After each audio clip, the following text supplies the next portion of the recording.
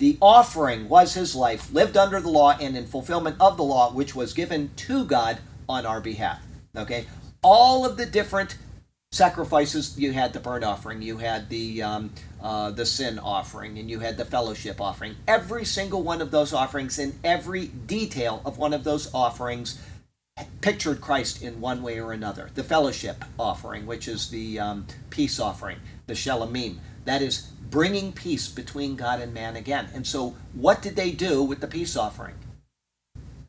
God got a portion, represented by the priest getting his portion, and the people ate the rest, right? There's fellowship. It's a picture of basically our communion, what we're doing now, remembering what Christ did. That was anticipating what Christ would do.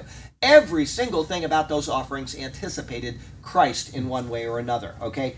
He fulfilled the law perfectly and completely without ever failing in any precept. The sacrifice was then his death in satisfaction of the law. This is referred to in Hebrews chapter 10. Let me see if I can get you there really quickly. Hebrews chapter 10, and he says there in verses 5 through 7, 11, 3, 4, 6. Okay, 5. Hebrews 10, 5 through 7. Here we go. Therefore, when he came into the world, he said, sacrifice and offering you did not desire, but a body you have prepared for me.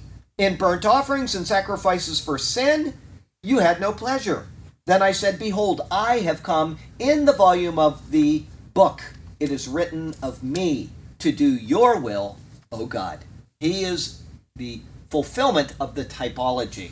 Those sacrifices didn't please God because they were only animal sacrifices looking forward to Christ. They were not anything that could actually take away the sins, and the people were using them almost as a talisman. Oh, I'm going to go take this down to Jerusalem, and I'm going to sacrifice it, and God's going to forgive me of everything I've done, even though I continue to do it, even while I'm making the sacrifice. As soon as I leave my tent, I'm going to go down to the lady down the road, her tent, and we're going to, it was perverse, and that's what he rebuked the people for.